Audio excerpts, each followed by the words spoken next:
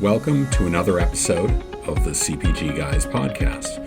Our co-hosts, Sri Rajagopalan and Peter V.S. Bond, explore how brands and retailers engage with consumers online, in-store, and everywhere in between.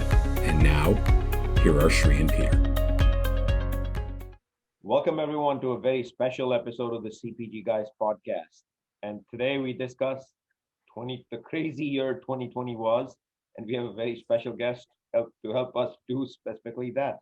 But before we begin, let me remind our audience to visit cpgguys.com, where they can go find all of our content and do rate us on the Apple podcast by going to ratethispodcast.com/CPG Back in November and December, we ran a one question, one answer series on Instagram. Yes, we actually have an Instagram handle. It's called CPG Guys. And as of 3 weeks ago, we started releasing the Fresh 4 series on IGTV, and which also is included in every episode. Peter and I look at the week that just passed us by, and we pick 4 newsworthy articles that came out from brands, manufacturers, retailers, omnichannel, in-store, you name it, and everything in between. And in 2021, we are going to ask Bryan a question at the end of this episode. You will see if we get to start a new channel. And I want to welcome the king of loyalty, data science, UGC, ratings and reviews, the VP of Retail Strategy at Power Reviews, which is a ratings and reviews software company. My friend and co-host, Mr. Bond. Sri, you're the 41 to my Jim Baker, the Reagan to my Thatcher. Somehow we get things done together, and it's been a hell of a year. We're well into the 50 episodes, and as we approach 2021, we've had some tremendous guests, and one in particular that helped us kick off our phenomenally successful podcast is back to join us in looking at how 2020 took place and what we may have in store for us in 2021. So glad to be on the journey with you. Thank you so much, Peter. And specifically, this is episode 57. Who would have thought? And to welcome back on the show, our special guest who actually helped kick off this podcast back in May of 2020, my friend and a close ally of the show, the SVP of Commerce at Omnicom Group. Welcome, Bryan Gildenberg. We're thrilled to have you back. And again, thank you again for helping us have kicked off the show. You are back to episode 57. Nice. And, please tell the audience what you do. That's nice. Yeah, I'm not sure whether it's the Heinz 57 or Bruce Springsteen's 57 channels and nothing on, but either way, it's good to be back. So glad to bookend this exceedingly odd year for you all and for everybody. And what we're going to do in this episode is Bryan is going to help us recap the crazy year that 2020 was, and we're going to try and find 5 themes that have emerged in the retail and CPG industry. And then we're going to jump on to 2021, how 2020 is shaped what arguably is going to be one of the most difficult years for retail and CPG, not necessarily by dollar, cents, and volume, but by a whole plethora of changes coming very strategically. So we're going to jump into it right away, Bryan. Again, thank you for being here. Sure. And I want to jump towards the first observation that we discussed with you, which I think will be one of the most important ones that happened this year is Walmart has clearly emerged in the omnichannel space this year. Back in January at a top to top, when we were discussing where we would go with this and the presence of the Walmart Media Group to where they are today, having had the line passed through, releasing Walmart Plus, changing the algorithms so that consumers can order products without a minimum order value through Walmart Plus, almost Amazon Prime-like, easy returns through the holidays, and Walmart Media Group seems to be a legitimate contender in the media space, at least at the surface level. Epic, your thoughts? Are they a huge winner this year? Yeah, I mean, I think you would have to say that one, you always have to put winning in context, given the backdrop that it's happened against. And I think that Walmart has, both as a company and then as an e-commerce player, I think they've both dealt with and overcome some enormous challenges this year. So first of all, just hats off to them, and really to all the brick and mortar retailers in particular, as well as Amazon, for there were times where without them this country would have been in way worse shape than it was. So with all that, with the broader context kind of established, I think at least two things come to mind. I think number one is, look, 100,000 people have talked about the acceleration of e-commerce during COVID-19, and that's, just because everybody's saying it doesn't always make it incorrect. In this case, it's true. And I think that Walmart, like all companies, was forced to accelerate their digital transformation in ways that they would have never thought possible in January of 2020.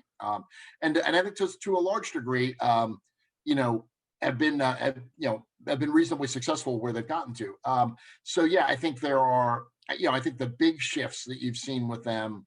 Yes, I think Walmart Media Group is becoming an entity where you can start to have a conversation with the Walmart Media Group that looks like a conversation with a media buying platform, rather than the media side of an e-commerce, rather than the media side of a retailer.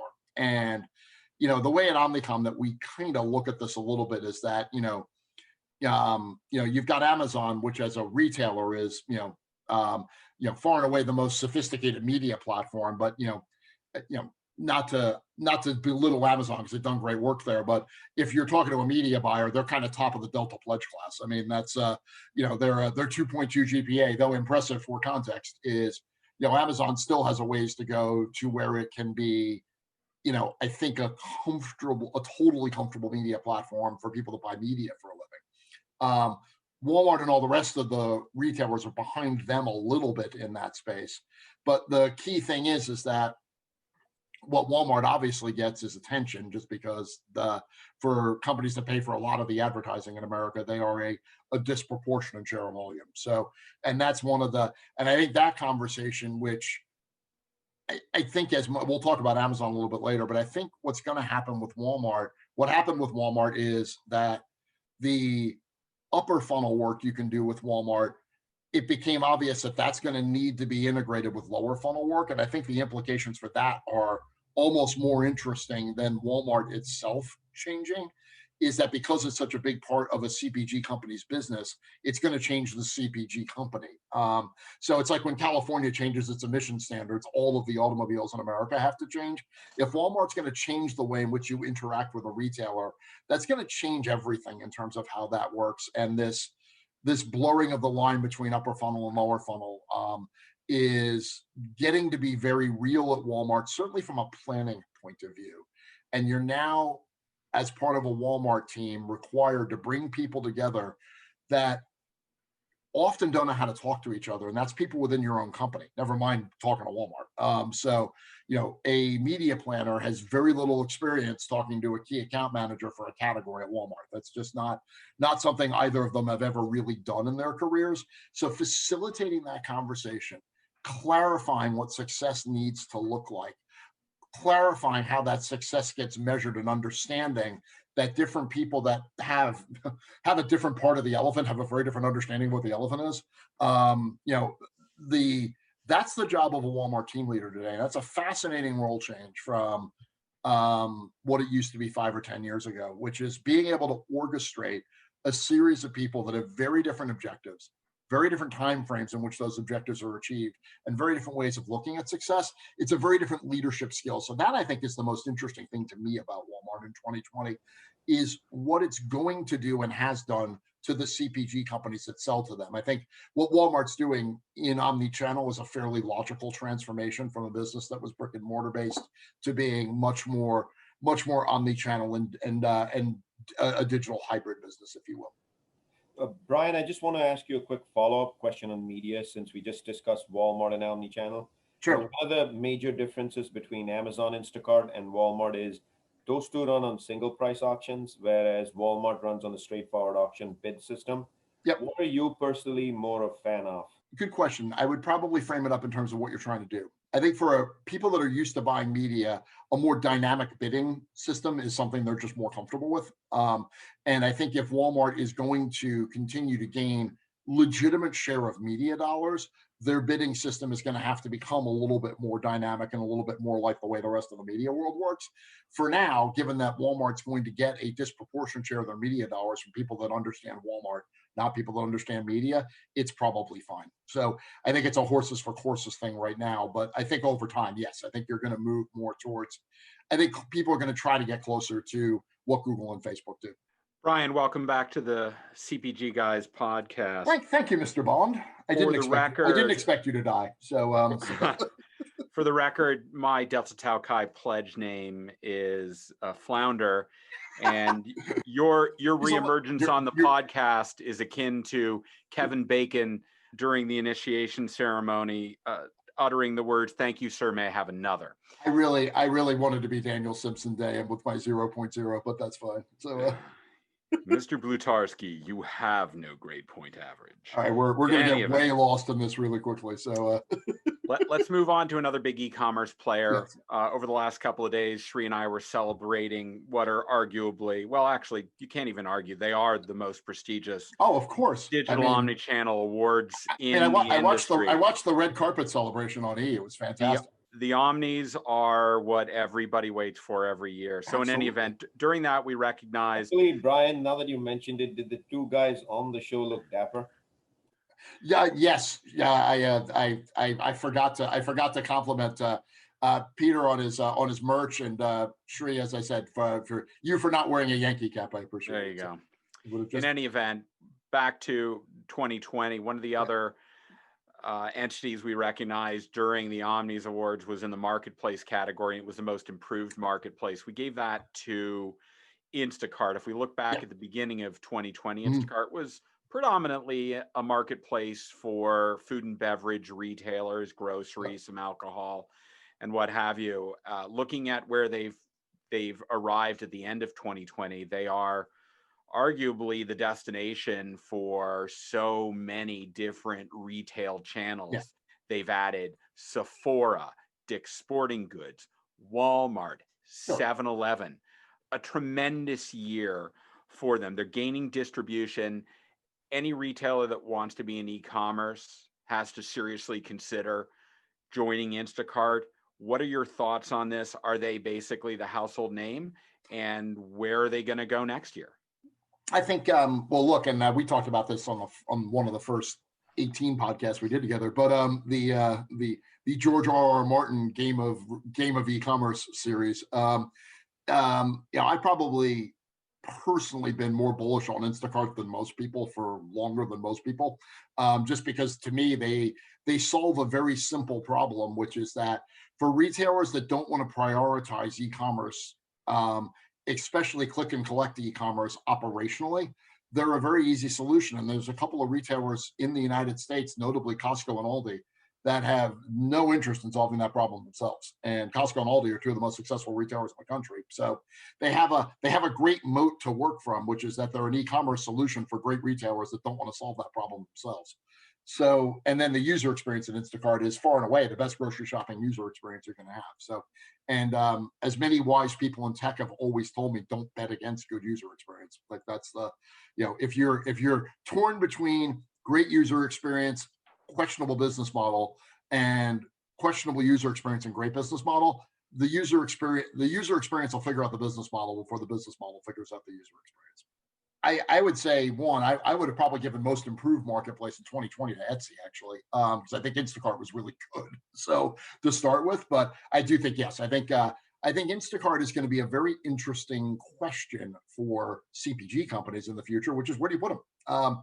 What budget do they come out of? Is it a retailer? Is it a, how do you manage the conversation with Albertsons if you're going to fund Instacart and you're going to have to take money from Albertsons to do that? There's a lot of really interesting questions Instacart poses.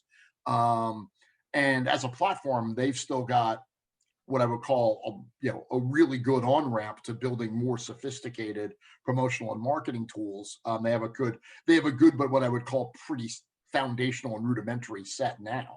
But you could see Instacart, I think, really developing a lot of very interesting things. I think the one thing that will be interesting in 2021 is a lot of people, well, no retailer is going to want to do that because they're going to want to own the data. Well, it's not really that hard to envision a world in which Instacart, in return for being able to put 20 people in a store at a time and create a weird, moderately suboptimal shopping experience for the brick and mortar retailer, just agrees to some sort of data sharing platform, and then you're kind of fine. So I'm probably not as worried about Instacart running into the retailers wanting to, quote, own the data, because I think that's a solvable problem.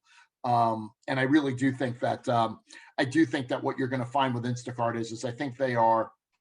It wouldn't surprise me at all if they started to create like a gold tier of retailers. And I don't know this. This is just a hypothesis. Like, there's no breaking news here. But if I were Instacart, what I would do next is I would identify retailers that I could have a more signature partnership with, where I could start to link more cleverly their data with mine. So, like for instance, why don't you need to enter your loyalty card? At some point, they're going to pilot a way where the loyalty card that the Instacart shopper uses when they're checking out is yours, and not theirs, and that's going to be an agreed upon and acceptable thing to do. The frustrating thing about Instacart with Costco for me right now is if I buy stuff on Costco, it doesn't count towards my 2% executive membership rebate, which that seems fixable. So I think that what you're going to see is that Instacart for Selected is going to develop a more, and sorry, I told you I was going to blur the 2020 review and the 2021 predictions. But okay. I think that what I think you'll see with Instacart is, if I had to guess, is a more retailer specific marketing platform for them that does a little bit more from a data integration perspective, integrating the retailer's loyalty program with their data in new and interesting ways. That would be what I would do if I were them. So, but Josh doesn't ask me what he would do because he's doing quite fine. For our audience, I want to remind everybody that at the Omnies, Etsy did actually get to be one of our picks for the most innovative marketplace. And Bryan, I want to move to a strategic area now. Horizontal companies versus vertical companies and hunting for growth. Would you do us a favor and explain for the audience what that means and why this became such a prominent level of importance in 2020? Yeah, well, anyone that knows me, which is 7 other people apart from you, know that for years I've been on kind of a quest to try to break down the physical versus e-commerce as the divide in retail. Just because it seemed obvious that at some point that was going to be a less relevant way to look at the problem. And I think that's probably true now. I think e-commerce is to some degree, if you're working with Walmart or Kroger, it's another format, right? It's a small and emerging format. And for people that are as old as me, we can remember working with Walmart when they were building supercenters, and that was another format. So it was separate for a while, and then it just became part of how you sold to Walmart. So I think that's where that is. I've always been intrigued by a more fundamental divide, not between store formats, which to me, in the grand scheme of things, is not trivial, but not, not the end of the world, and more about how people shop. And, the horizontal vertical thing, to me, is a useful way to do that because it allows you to group different physical and digital platforms together in a way that might be more meaningful. And this has always been the stumbling block that I've had with a retailer like Amazon, because Amazon, when you look at it, it's a wonderful tool. It's a great platform. It's $1.5 trillion company, but it organizes information in a very specific way, and it's what I would call vertical. And for any of us that are old enough to remember the school library and the obligatory Dewey Decimal System training that you had to go through to navigate the school library, basically vertical commerce is the Dewey Decimal System brought to life in shopping. So it's categorized, it's organized, you have categories, you have subcategories, you have subcategories, you have subcategories, then you get to an item. It's vertically integrated so that a logical person could find what they are looking for basically by clicking down through things. And that clicking metaphor is important because we're going to contrast it with something else in a second. But so whether it's a Walmart store where basically every aisle turn is a click, like if you think about it, versus a website, you've got a whole series of retail experiences that are organized vertically. That's Amazon. That's Google search and Google shopping. That's Walmart. That's any grocery store. Anything that's got numbered aisles with sort of a very systematic way of walking through that, that's the Dewey Decimal System. That's a vertically organized retailer. And it is really good for list-based shopping, and it is very good for people that shop logically. So that's fine. So that's the vertical. That's vertical commerce. Horizontal commerce is something different. And the best horizontal brick and mortar retailer in the world to contrast it is TJ Maxx. So TJ Maxx has no categorization that I've ever been able to discern. It has no logical organization, and that's fine. Nobody cares, because the shopper going through there isn't clicking. What they're doing in physical store terms is scrolling. So a TJ Maxx trip is much more like scrolling, weirdly a vertical phenomenon, even though we're talking about the horizontal internet. And in the same way that Instagram and Pinterest and even Etsy are more horizontal experiences where you don't move logically, but you move by affinity, you move by connectivity. You kind of chart your own path based on what you're interested in, and whether that's a celebrity, whether that's a color scheme, whether that's a style. It doesn't force you to navigate in a specific way, and that to me is the interesting piece of the horizontal world. And I think there are some that bridge the gap interestingly. Costco is a good example. You can both list-based Costco and horizontal it. YouTube is a great example. You can go to YouTube to learn how to fix your toilet, where you can spend 7 hours on YouTube going down a rabbit hole about the Spanish-American War. There's a whole bunch of different things that there are assets that can do both, but I really do think the fundamental battle of the 2020s is going to be between vertically organized commerce and horizontally organized commerce. And that's the more we can start to think about the click models versus the scroll models, how they're different, how the shopper journey is different in each of those, and then where and how we reach people in that journey. I think that's the interesting piece. Bryan, I was shopping just this morning at a horizontal retailer, a grocer in Connecticut. They're called Stu Leonard's. Yes, indeed. We have a Stu Leonard's in Paramus, New Jersey now. So we are it's a whole new world here. So yes. If to any of our audience, if you haven't been to a Stu Leonard's, it is a magnificent experience. Nothing comparable that I've seen. I can tell you exactly what it's like. For those of you in Texas, if HEB Central Market went to a Dead concert and dropped acid, it would be Stu Leonard's. That is the best explanation I've ever Sri, I think we have our Insta clip for this episode. There you go. So that's Wegmans has learned a ton from Stu Leonard's over the years, as all of the high-end grocery formats in the US that are experiential and racetrack based to some degree owe a debt of gratitude to Stu Leonard and his family. Fair enough. Yeah. So back to the topic at hand, 2020, and I know it's Shree's favorite topic. It's increasingly becoming mine. That's retail media. And let's look at this from the brand perspective. We are seeing brand media budgets and trade budgets colliding. Yeah. There is a need to control search, whether it belongs, the investment is no longer trade focused at the bottom of the funnel, but looking at the entirety of the funnel is critically important. The outcome is ultimately convergence. And the question is, in the meantime, there's a lot of battle going on. My question to you is this an issue? How should brands manage? What should they be focused on in 2021 now that they've had this tumultuous 2020 with e-commerce emerging, and this needs to be a place where they need to get some alignment on what they're doing? Well, I think this is going to be, I think this became immediately, I think it became evident to everybody in 2020, but there were different problems to solve. So it didn't become this wasn't the burning platform everybody had to put out. I mean, you way more short-term, significant business critical things. But at Omnicom Commerce Group, which is where I work now, and this is a big piece for us. And I just wrote a piece for the Path to Purchase Institute magazine that'll come out, I think tomorrow. Will come out by the time this podcast is out, about this idea of convergence. And look, I think where shopper and conversion marketing sits is kind of like, a good sized boat, but sitting in between two enormous bodies of water that are coming together, which is media budgets on one side and trade budgets on the other. And, if you've ever seen pictures of what what Cape Horn looks like, which is where the Atlantic and the Pacific come together off the coast of South America, or is that the Cape of Good Hope? I always get them confused. But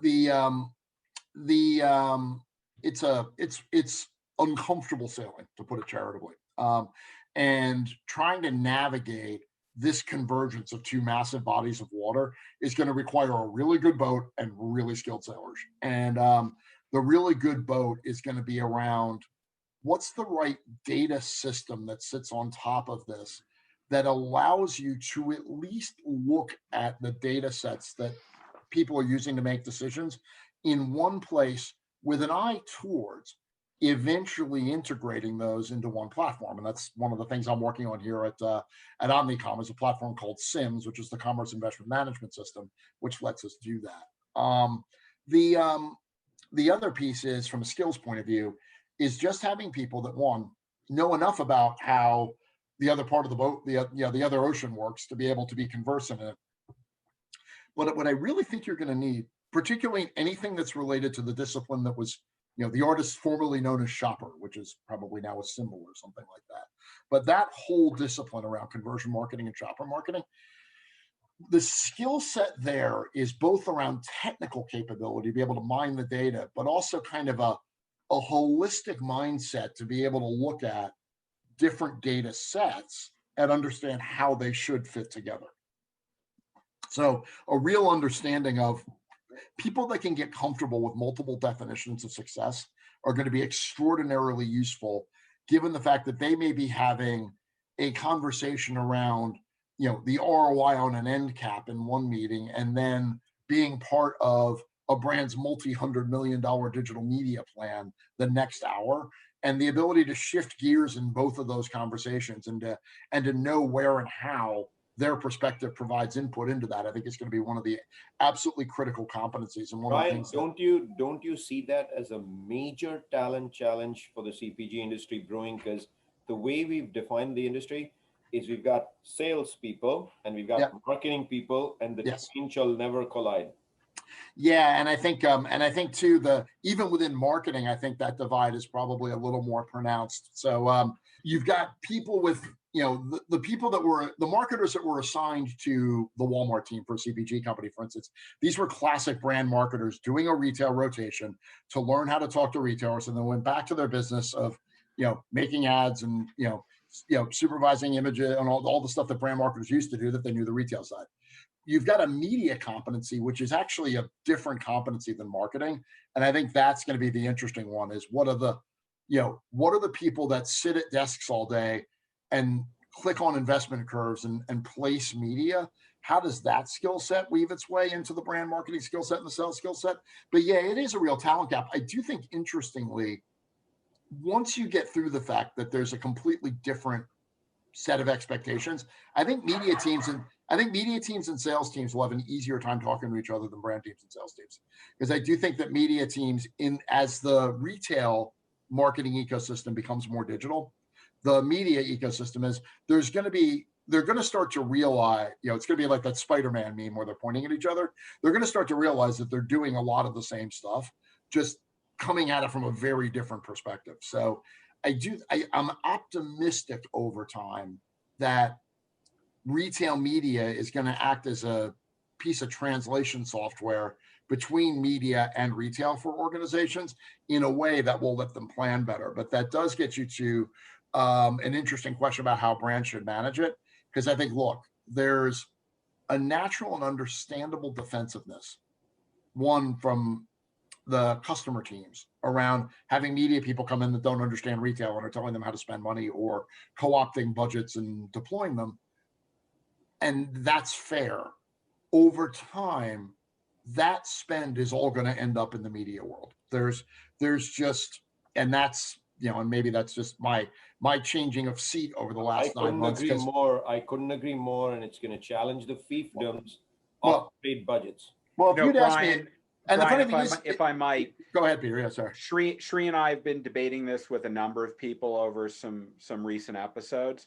Yeah. Do you see 2021 as the year that, because of the importance of Amazon media in particular, you see the Amazon team at a lot of major brands shift from sales to the marketing organization? I think that's yes, but I think for a slightly different reason. So, and let's come back to that, because let's just finish this. Because I'm gonna. I think it was Joe Esposito at Criteo who said this to me once, and it was a kind of an eye opener, which was he just said, as an offhand comment, he goes, look, money follows easy, and that I think is an inexorable rule. The media business at a CPG company is one where they're gonna make the money they spend fit the model they use. And I think that's where that's going to be the push for Amazon, for Walmart, for Kroger, for Target, for everybody, is to build a model that looks more like the thing that a media buyer is used to clicking on and buying from their desktop. Money follows easy. So I think that's where the money's going to go. And I think that's got some interesting implications for Amazon, which is, as I said, I can't remember where I actually made this prediction, but it was a while ago, where eventually, yes, I just think there's more to do with the Amazon marketing side than with the Amazon merchandise, than the 1P, your vendor manager, right? I mean, Amazon vendor manager, they're smart people and they're super great, but most of what they're doing is pretty algorithmic. And they're always saying, look, stop showing up here, stop calling me. If you keep calling, my boss is going to think something's wrong. I'm going to get fired. So just let the algorithm do it. That's what we're here for. Somebody very wise once told me that, the difference between Amazon and other companies is that at Amazon, the people exist to help the computers do their job, not the other way around. And I think that's very true. I think in media, though, there's more planning, there's more human intervention, and there's a little bit more. I think that's where the strategy is going to be. So yeah, it wouldn't surprise me if between now and 2025, your primary point of contact with Amazon is a media planner, and then they're the Amazon team leader for your business, and then the people that handle merchandising operations and supply chain all report up to that person, in the same way that supply chain, data analytics people reported up to a Walmart team leader who for years was usually a salesperson. So, and they had to learn new skills. The media planners running the Amazon team are going to need to learn new skills. But, I would guess that of the top 50 CPG companies that sell to Amazon in 2025, 30 of them will have an Amazon team that's led by a media planner. So that's my guess. So Bryan, again, blurring the line between the 2020 recap and the predictions again. We see eye to eye with you on this stuff. It's insane how close our thought processes are. And I do feel in the long run, it's the sales organizations, the customer teams that are going to get shortchanged, because you mentioned earlier, the marketers get their retail rotation. So they get to live the world of what it is to be at a customer and experience shopper marketing, even if it's only for 18, 24 months. It's rare that a salesperson from a customer team actually goes on to a brand. And the hardest skills in the room today are actually understanding that level of media that you just carefully described over here. I think that'll become more common over time. And I think Amazon's different, because, not to shortchange Whole Foods, but Amazon's brick and mortar presence is trivial in the context of their total business. For the primarily brick and mortar online retailers, I think the team construction will be different. And I do think that those teams might be led by an experienced, quote unquote, salesperson who has spent significant time in the media side of stuff. And they've done their media rotation in the way that a marketer used to do their sales rotation. I think the function actually that gets shortchanged is what I would call non-analytic brand marketing. Like those are the people I don't understand what their job is going forward. And I'm not alone in that. So that's a piece where that function to me seems to be the one that's the classic role of the CMO is going to be a really interesting one. Let's just put it that way. Because I think the CMO and they're look, nobody likes to talk about themselves more than CMOs. So there's 75 million articles about the role of the CMO, the changing role of the CMO. There are half the podcasts in the world are CMOs talking to other CMOs about being CMOs. So there's a lot of data to draw from here. But their role is really changing. And a lot of what they used to do is, a lot of the media buying is straight up algorithms and economics.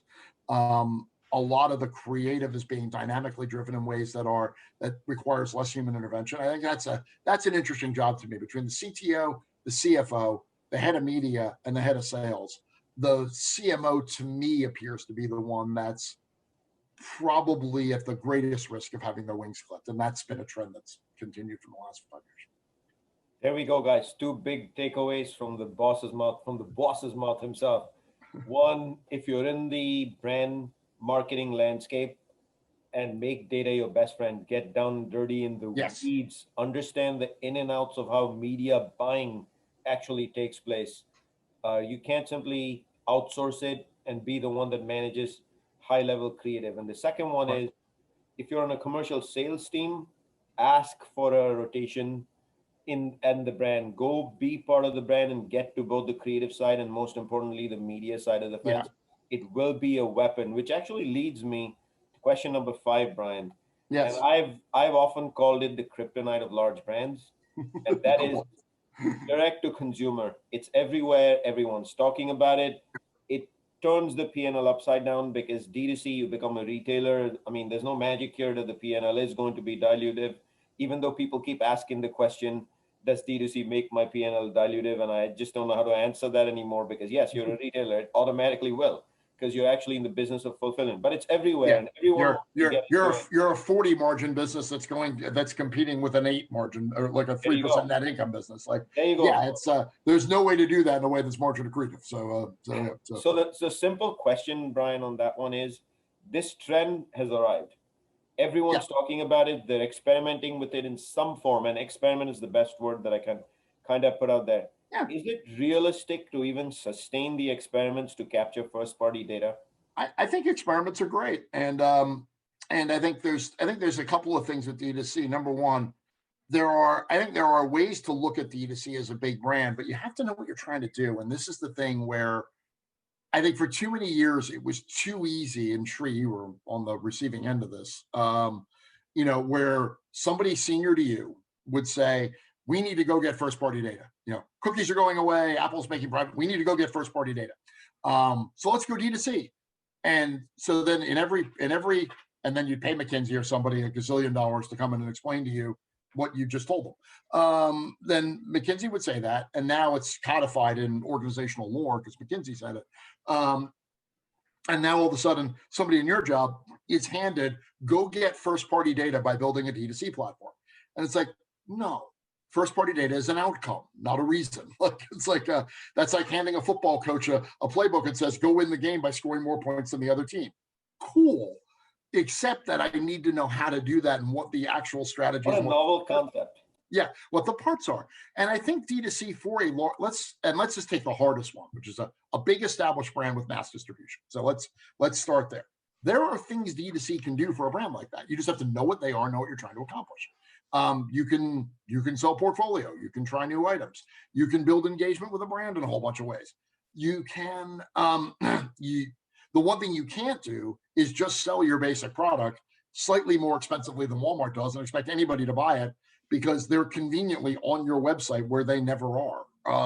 So I think that with D2C, there are kind of a few key rules to success for a big brand. Number one, don't make data the objective, make data an outcome. So data is generated by engagement, right? Engagement is the strat. How do you build engagement with the brand in a D2C way? What's the strategy to do that? Whether you think it is whether you're trying to use other platforms as a way to engage people in the brand and bring them back to your brand site, whether you're trying to solve a specific problem for a consumer, whether you're trying to sell a regimen, whether you're trying to experiment with new items and make your community feel like they're a part of the new item development process. There's a lot of things you can do, but I think the key thing to keep in mind is that you're either using this as a way to broaden the brand's appeal, or you're using it the way Lubomira Rocher from L'Oreal puts it, which is as an investment in customer experience research and development. And that's why I think the experiment is fine. If you thought about D2C as R&D rather than as a commercial platform, you would think about it completely differently. And I think for large established brands that have massive physical distribution, thinking of D2C as anything but an R&D tool to me just seems weird. Like, I don't know why you would do that. So, and then your P&L expectations for it are different. And then, you want to optimize your R&D spend because you're a smart person and you don't want to blow a bunch of money. But you know what you're trying to do is really about research and development. That it's really about deepening your understanding from which you're going to extract meaningful data. And then the P&L side of it is, how do we use that data to buy media more effectively? How does a more granular understanding of our target audience save us money from a media point of view? How do we think about what the role, I mean, because that in the end is what we're all trying to do in the media side, is to get to more granular audience definitions that allow less waste in the process. So if you took that as the holistic P&L for D2C and looked at D2C as an R&D spend that can save me money in terms of how I buy media, that's where the P&L makes sense. But if you're looking at it as a standalone transactional business that's going to generate margins that are the same as selling to Walmart, yeah, that's somewhere between difficult and delusional, depending on the brand. So Tomorrow on the CPG Guys, the conclusion of our conversation with Bryan Gildenberg from Omnicom Group.